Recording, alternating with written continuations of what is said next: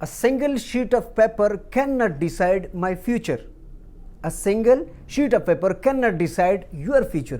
एक single paper में अगर फेल हो जाते हैं तो वो आपका फ्यूचर का वो फैसला नहीं कर सकता. Thomas Edison. डियर स्टूडेंट्स, आपका सी ग्रेड है, बी ग्रेड है, डी ग्रेड है, आप परेशान हैं. एग्ज़ाम में आपके कम मार्क्स आ गए इस बार. हर बोर्ड्स में इस बार जो मार्क्स मिले, दो कंडीशन मिले. या तो वो नंबर टॉप क्लास के थे, या तो वो नंबर डी ग्रेड में थे या सी ग्रेड में थे. ज़्यादा मैक्सिमम स्टूडेंट जो सी या डी ग्रेड में. मैं आज ज़्यादा बात उन स्टूडेंट के लिए करूंगा जिनका ग्रेड सबसे कम है और वो कंफ्यूज हैं, वो परेशान है कि मैंने एडमिशन कहाँ लेना है, मैंने कैसे लेना है. क्योंकि यूनिवर्सिटीज़ तो डी ग्रेड वाले को एडमिशन नहीं दे रही, कोई इंस्टीट्यूट नहीं दे रहा. लेकिन उसके लिए मैं आपको सारी कंडीशन बता देता हूँ कि अगर आपका ग्रेड डी है, 9th क्लास है या 11th क्लास है, वो उसके लिए तो बोर्ड वालों ने एक अच्छी चीज़, एक अच्छा आइडिया बता दिया है कि हम आपको इम्प्रूवमेंट में हिस्सा लेने देंगे.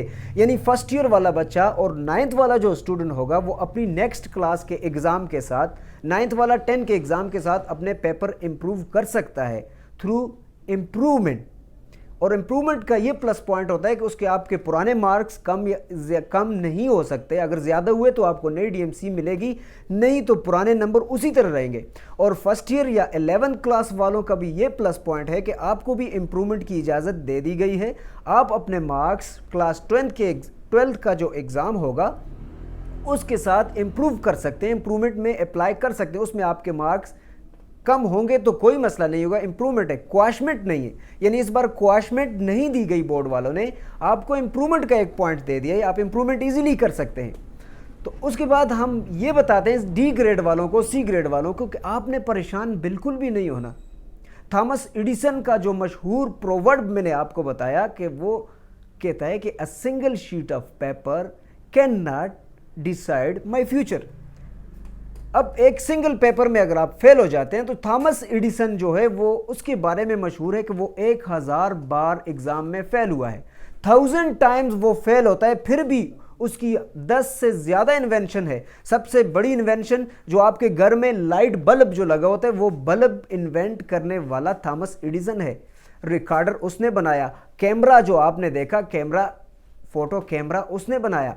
अब बहुत सारी इन्वेंशन आप गूगल करें, आप लिखें थॉमस एडिसन की कौन कौन सी इन्वेंशन है, तो स्टार्ट में उसके बारे में मशहूर है कि 1000 बार वो फेल होता रहा है मुख्तलिफ एग्ज़ाम्स में.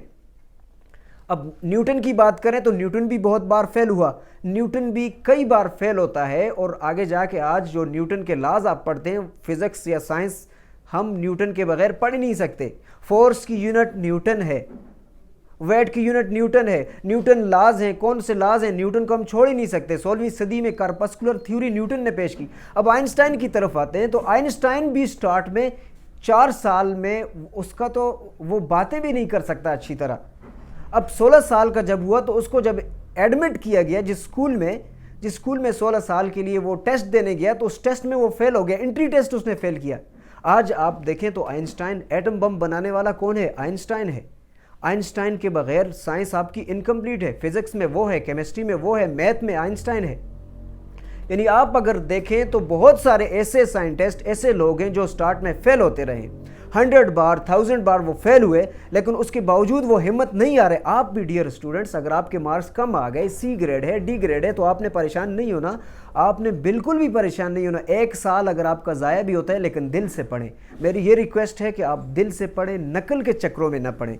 नकल से आपका ग्रेड ऊंचा हो सकता है, आपके मार्क्स ज़्यादा आ सकते हैं, आप टॉप कर सकते हैं, लेकिन नकल से आप कोई पोजीशन नहीं ले सकते. पोजीशन से मुराद ये कि आप किसी एंट्री टेस्ट को क्वालिफाई नहीं कर सकते. नकल से आपने 1000 नंबर लिए, लेकिन एंट्री टेस्ट आप क्वालिफाई नहीं करेंगे. आप किसी जॉब के लिए अप्लाई करेंगे तो वो आप पास नहीं कर सकेंगे जब तक आपके पास, आपकी खोपड़ी में, आपके दिमाग में कुछ नहीं होगा. तो मेरी ये रिक्वेस्ट है कि आप नकल को छोड़ें, आप टॉप को छोड़ें, आप वो मार्क्स लें जो आपके अपने हो. आप डियर स्टूडेंट्स, स्कोप के हवाले से बता दूं कि स्कोप, आप कहते हैं कि सर इस फील्ड में स्कोप नहीं है, मैं दूसरी में एडमिशन ले रहा हूं. स्कोप हर फील्ड में होता है. अगर हम, शर्त ये है कि हम जिस फील्ड में भी पढ़ रहे हैं वो हमें आती हो. جب ہم ڈگری صرف لے لیں، برائے نام ڈگری ہو، تو پھر ہمیں نہ جابز ملتی ہے نہ اچھی جگہ پہ ایڈمیشن ملتا ہے، پھر ہم کہتے ہیں کہ اس فیلڈ کا سکوپ نہیں تھا۔ ہر فیلڈ کا سکوپ ہے، ہم سائنس کے پیچھے بھاگے جا رہے ہیں، آرٹس کا سکوپ اس سے زیادہ ہے۔ اب جس فیلڈ میں بھی ایڈمیشن آپ لیں گے، میری یہ سجیشن ہے کہ آپ دل سے پڑھیں، ایک اچھے طریقے سے پڑھیں۔ جو ڈگری آپ لیتے ہیں وہ 99% آپ کو آتا بھی ہو جو آپ نے پڑھا ہے، یعنی صرف ڈگری تک محدود نہ ہو۔ آج کل کیا ہو گیا، ڈگریاں زیادہ ہو گئی ہیں، نمبر زیادہ ہو گئے، بڑے بڑے نمبر لے رہے ہیں ہم لوگ، بڑی بڑی ڈگریاں لے لیں، لیکن ہمیں کھوپڑی میں کچھ نہیں ہوتا، ہمیں آتا کچھ نہیں ہے۔ جب ایسا صورتحال ہوگی تو پھر کیا ہوگا، پھر ہم کہیں گے کہ سکوپ نہیں ہے، ہمیں جابز نہیں مل رہی، یہ پریشانی ہوگی، یہ مسائل ہو گئے۔ ان مسائل کے لیے آپ کو دل سے پڑھنا پڑے گا۔ ابھی سے میں آپ سے یہ سجیشن دیتا ہوں، آپ کو ریکویسٹ کرتا ہوں کہ دل سے پڑھیں، اگلی بار آپ بھی ٹاپ کر سکتے ہیں۔ آپ نے پریشان نہیں ہونا، ہمت نہیں ہارنی۔ میری پیرنٹس سے بھی ریکویسٹ ہے کہ آپ بھی بچوں پر تھوڑی سی توجہ دیں تاکہ آپ کے بچے دل سے پڑھیں۔ وہ کہاں جا رہا ہے، اس کے پاس کون سا موبائل ہے، کون سا موٹر سائیکل ہے، یہ چیزیں آپ نے دیکھنی ہے۔ اور ٹیچر سے یہ ریکویسٹ ہے کہ آپ نے بھی دل سے پڑھانا ہے، اپنا بچہ سمجھ کے پڑھانا ہے، اور ان کی سب سے پہلے کریکٹر بلڈنگ کرنی ہے۔ When health is lost, then nothing is lost. When wealth is lost, then nothing is lost. But when character is lost, then everything is lost. جب کریکٹر بچے کا خراب ہو جاتا ہے تو سب کچھ چلا جاتا ہے۔